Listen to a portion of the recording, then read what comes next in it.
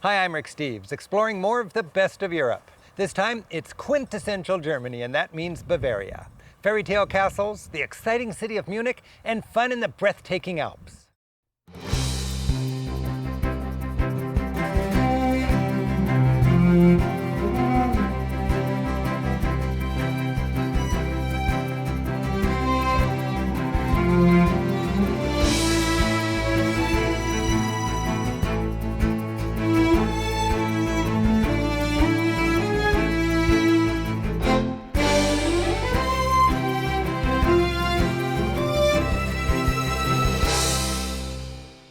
Like so many travelers, my images of Germany are actually of Bavaria.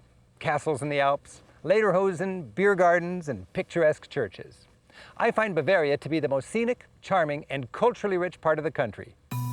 We'll immerse ourselves in Munich's art and history. Crown jewels, bony relics, great paintings, lush and playful parks. Munich evenings are best spent in frothy beer halls. Then we'll head for the foothills of the Alps to see Europe's most famous castle, pop over the Tyrolean border to explore a nearly unknown castle, and finish atop Germany's highest peak. Germany is the heart of Europe, and Bavaria is the southern end of the country. From Munich, we venture into the foothills of the Alps to see King Ludwig's fantasy castles, take a hike over the border into Austria's Tyrol, and finally scale the Zugspitze mountain. Munich is considered Germany's most livable city. While packed with history, it's also this country's Hollywood and Silicon Valley all rolled into one. This city celebrates its traditions with gusto, and at the same time, it remains a modern cultural force. Marienplatz, or Mary Square, marks the old center. The neo-Gothic New City Hall, or Neues Rathaus, is only about 100 years old. It dominates the square. This inviting town square is now Munich's living room. The Glockenspiel performs at the top of the hour as the Bavarian royal couple, celebrating their wedding day, oversees a joust. Bavaria always wins. And the Coopers do their jig. Virtually all you see was bombed flat in World War II and rebuilt since. After the war, Germany's destroyed cities debated how they'd rebuild. They could reconstruct their old centers or bulldoze and start over from scratch. While Frankfurt voted to go modern, and today it's nicknamed Germany's Manhattan, the people of Munich decided to rebuild their old center. Buildings cannot exceed the height of the church spires. Today, Munich's downtown is vital. People come here, rather than to suburban malls, to do their shopping. Munich's main drag is one of Europe's original great pedestrian zones. Local business people were enraged in 1972 when cars were first prohibited. But now, with 9,000 shoppers passing their display windows each hour, shopkeepers are happy. Imagine this street in hometown USA. I'm being joined by my friend and Munich guide, George Reichelmeyer. So it's Reichelmeyer. Reichelmeyer. Reichelmeyer. So, you know, Bavaria, the state, is a very conservative part of Germany. But Munich, the capital, is different. It's a very liberal city. One of the ideas of the council is to keep the traffic outside. And that makes downtown Munich a very silent place. It's quiet over here. You have green areas always, and a good public transportation system. So leave your car outside. You can still feel small-town Munich here at the Victualian Market, long a favorite with locals for fresh produce and friendly service. While this most expensive real estate in town would have been overrun by fast food places, Munich keeps the rent low so these old-time shops can carry on. The Victualian Market's beer garden taps you into great budget eating. Stalls sell the best wurst, sandwiches, produce, and much more. All 6 of Munich's breweries enjoy a share of the business. At the beer counter, a sign, which changes every day or two, announces which of the beers is being served. Today's beer is Paulaner. Beer gardens like this go back to the days when breweries stored their beer in cellars under courtyards kept cool by the shade of bushy chestnut trees. With the inviting shade and all that cool beer so handy, it was only natural that tables were set up and these convivial eateries evolved.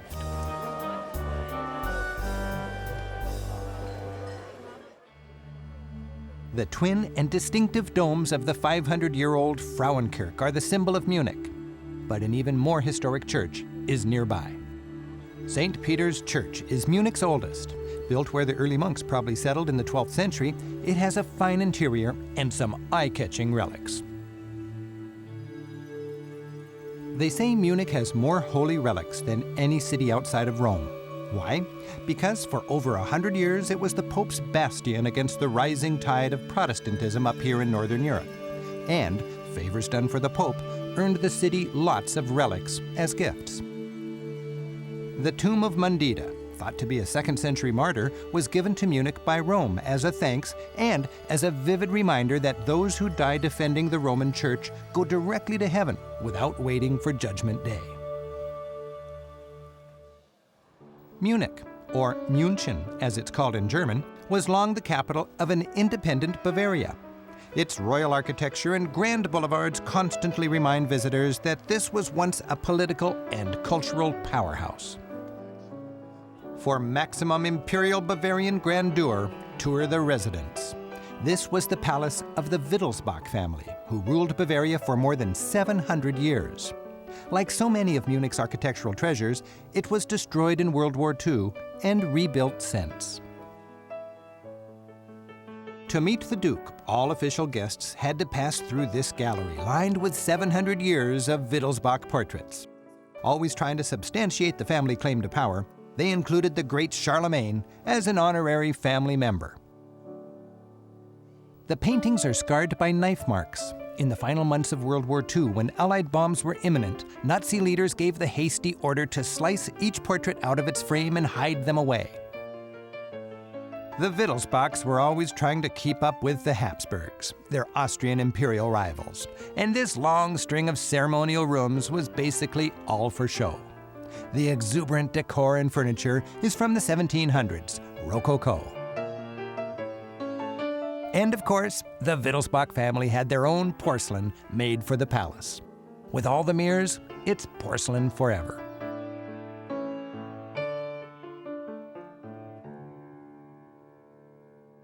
So you know, the whole palace was really for showing off. And imagine the Duke bringing some of his most noble guests in here with all these miniatures in here. Some even painted with just one-hair brushes. That was really a sensation those days. So these were copies of all the great masters. Copies of the best paintings.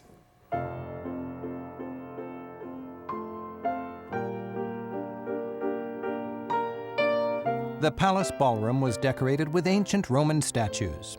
The Wittelsbachs, like other European royals, collected and displayed busts of emperors, strongly implying a connection between them and the Caesars. The palace treasury shows off 1,000 years of Wittelsbach knickknacks and Bavarian regalia, the inspiration for so many fairy tale crowns. Small mobile altars allowed kings to pack light and still have a focus for their worship while on the road. This crucifix, carved from ivory, is exquisite. This reliquary, made in 1640, shows St. George killing the dragon. It sparkles with over 2,000 precious stones. You can almost hear the dragon hissing. It was designed to contain the relics of St. George. The palace also came with a royal garden. Today, it's the realm of everyday people rather than kings, dukes, and counts.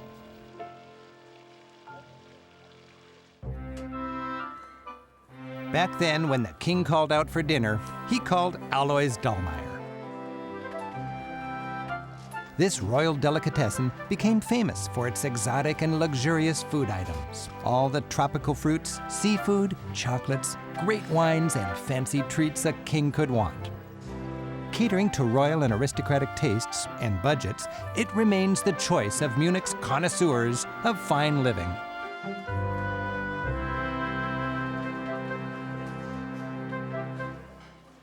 Too many calories? Bikes can be rented quickly and easily at the train station. Biking makes as much sense in cities like Munich as it does in the countryside. This city, level and compact with plenty of bike paths, feels good on two wheels. In fact, with all these bike and pedestrian zones, you can often get around faster here on two wheels than you can by taxi.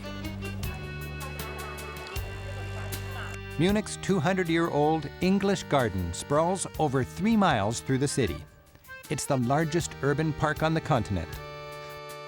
On a sunny summer afternoon, thousands of sun worshippers enjoy its varied attractions at the same time.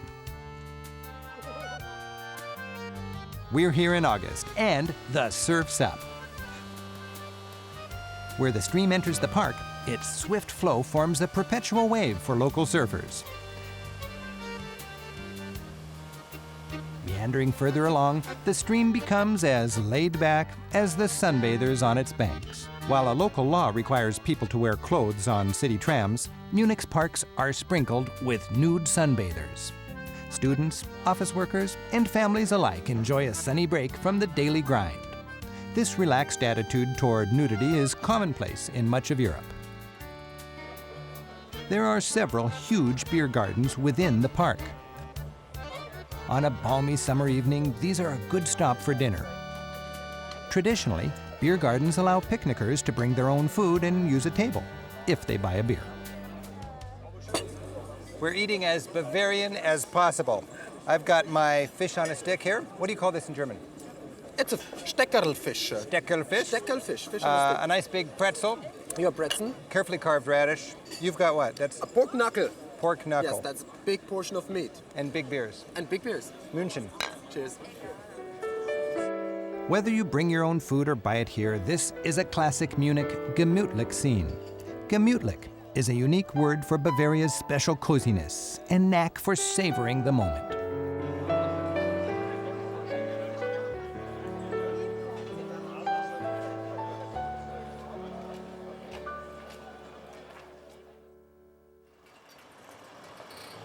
Munich's many grand facades recall the city's cultural importance for this region. As the capital of Bavaria for centuries, Munich was able to amass lots of great art, and a cluster of museums shows off masterpieces through the ages. We've got 19th century art just over there, a wonderful collection of modern art across the street, and we're heading for the old masters at the Alte Pinakothek. The Alte Pinakothek, or Old Painting Gallery, shows off Bavaria's best collection of European masterpieces from the 14th through the 18th centuries, featuring work by many of the greats. Botticelli's Lamentation shows the early Renaissance ability to show spirituality through human emotions. Leonardo's Madonna with a Carnation was done when the artist was only 21, well on his way to Mona Lisa greatness. And in this marvelous Holy Family, Raphael is clearly the master of grace. Paintings give a peek at the tumultuous events as Germany woke from its medieval slumbers and entered a new epoch. In this self-portrait, Albrecht Durer, one of the class of 1500, heralds an optimistic new age. Durer brings the humanistic spirit of Italy's Renaissance to the medieval North. Recently returned from Italy, Durer portrays himself, the artist, with unprecedented self-esteem. When this individualism met church authority, sparks flew. Durer's four apostles seem to reflect the turbulent times when the Reformation swept through Northern Europe. With the rugged features of everyday people, they take the Bible into their own hands, a humanist coup that ignited an all-Europe war. Looking around suspiciously, they clutch a Bible in one hand and a sword in the other, prepared to defend their beliefs. In 1517, the German monk Martin Luther broke with the church in Rome. Suddenly, people had to choose, am I Protestant or Catholic? Albrecht Durer actually met Martin Luther. He was impressed with his ideas and became one of his supporters. The Catholic Church responded with the Counter-Reformation and also used art as a weapon. The church hired Rubens to show the epic battle, St. Michael hurling Lucifer out of heaven. The lesson? Those who oppose God's will shall lose. Believers had the entire Mass to ponder these scenes. All these heavenly battles mirrored what was going on in Europe. After 30 years of religious wars, a third of Germany was dead. Finally, in 1648, an exhausted Europe made a treaty enabling Protestants and Catholics to coexist. Munich has so much to see, and we've saved the liveliest stop for last.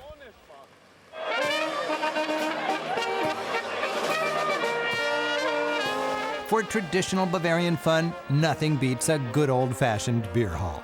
Munich is Germany's beer capital, and the Hofbrauhaus is its ultimate beer hall. It comes complete with rivers of beer, cheap food, boisterous atmosphere, and ruckus oompa music.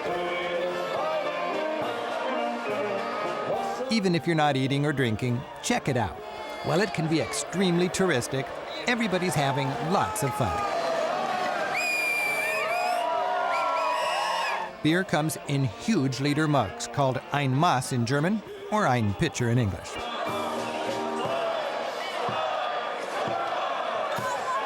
You can order your beer Helles, that's light, Dunkles, that's dark, or Radler, half lemon soda and half beer. Munich is the home of the famous Oktoberfest, but you can enjoy essentially the same Oktoberfest fun any time of year right here at the Hofbrauhaus.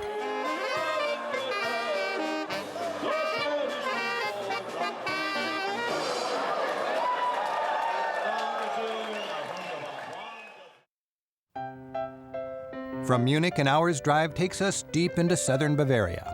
It's a timeless land of manicured fields, painted buildings, content cows, and characteristic onion-domed churches. This is a playground for people enjoying the good life at the foothills of the Alps. And it's a land of fairy tale castles, and the most spectacular, the castles of King Ludwig II of Bavaria, aka Mad King Ludwig. He grew up here in the Hohenschwangau Castle. Ludwig then built his dream castle, Neuschwanstein, a 15-minute hike away. The castles are hugely popular, and they're tourable only by appointment with a guided tour. Tickets are sold at the kiosk in the valley floor. To avoid long lines, arrive early, or better yet, call in advance for a tour reservation. Hohenschwangau Castle, Ludwig's boyhood home, looks much like it did in 1836. It's the more lived-in and historic of the two castles, giving a better glimpse at Ludwig's life. This is young King Ludwig's bedroom.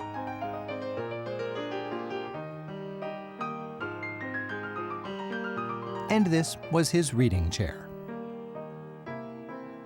The banquet hall is slathered in epic German myths. Germany became a single united country only in 1871. As if to bolster its legitimacy, this young nation dug deep into its murky medieval past. These heroes and legends inspired young King Ludwig to build his fanciful castles, Richard Wagner to compose his ultra-romantic operas, and Germans to believe their nation was deeply rooted in history. Politically, the frustrating reality of young King Ludwig was to rule either as a pawn of Prussia or a pawn of Austria, the two dominant Germanic countries. Rather than deal with the politics of Munich, romantic Ludwig escaped here to the peace and comfort of Hohenschwangau.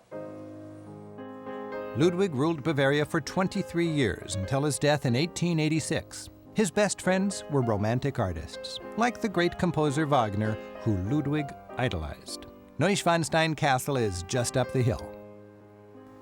Imagine King Ludwig as a boy, climbing these hills, dreaming up this ultimate fairy tale castle. It looks medieval, but it's only about as old as the Eiffel Tower. Built in the late 1800s, it's a textbook example of the Romantic style, popular at the time.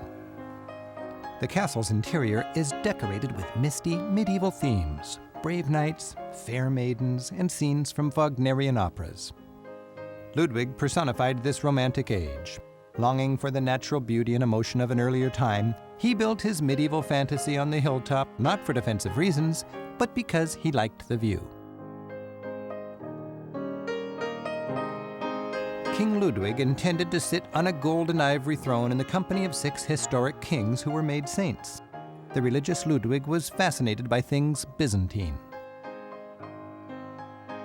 This room is based on the plan of a Byzantine church. And the 1-ton chandelier is the shape of a Byzantine crown.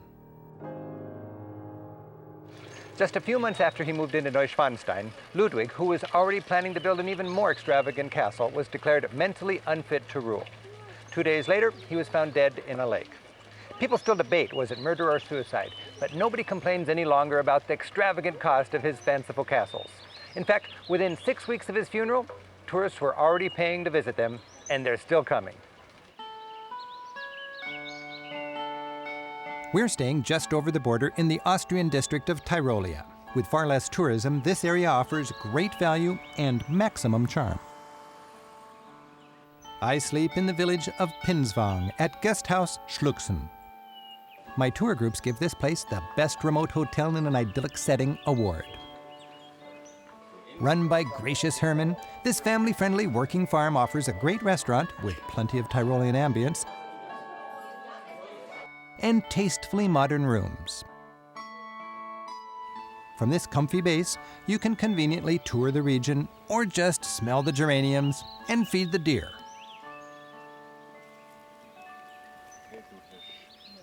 A hike up to the stark and brooding ruins of Ehrenburg Castle provides a striking contrast to Ludwig's fantasy castles.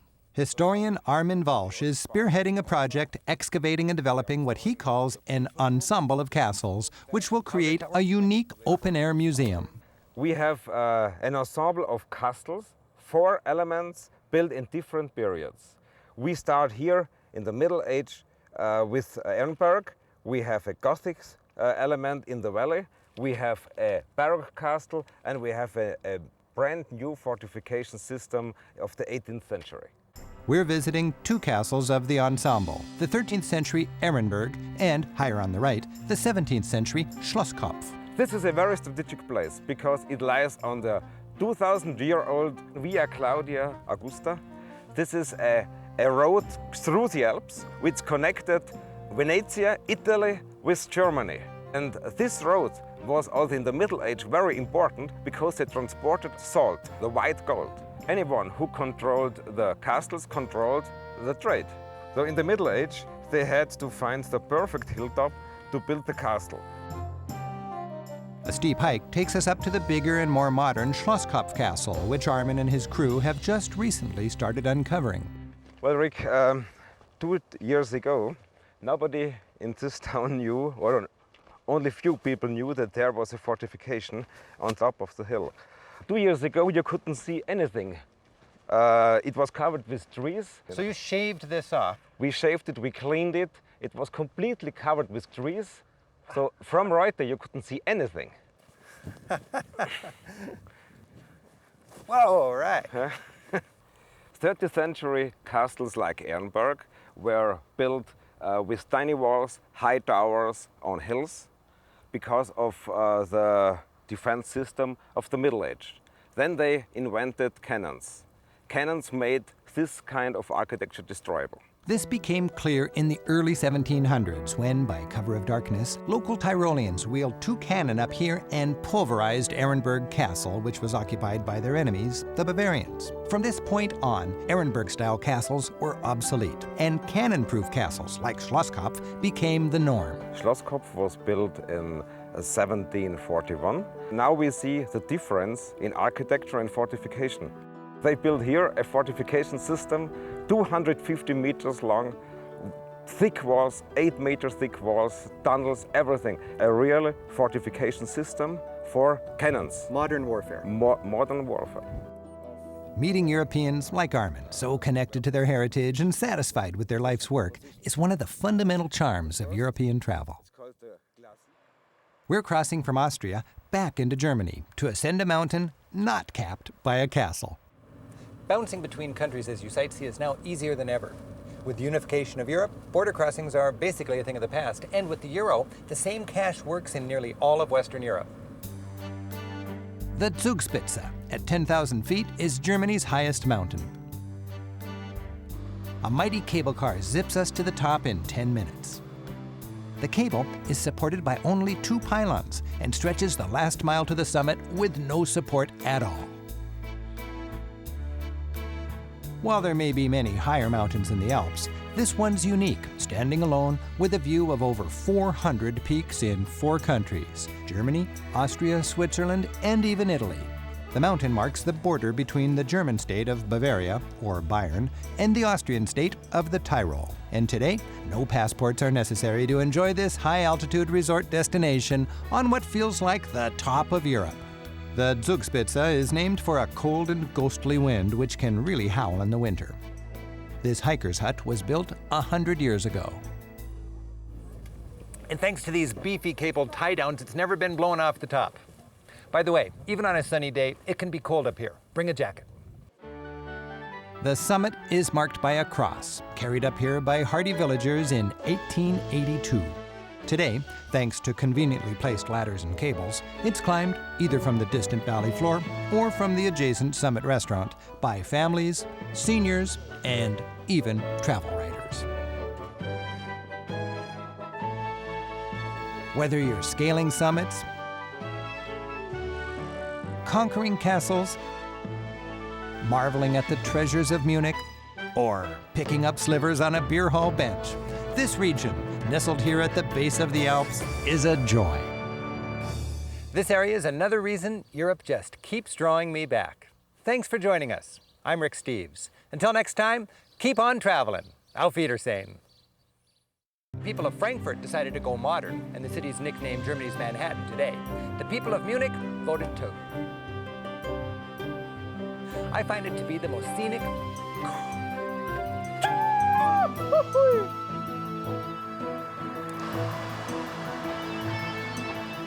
Woo-hoo!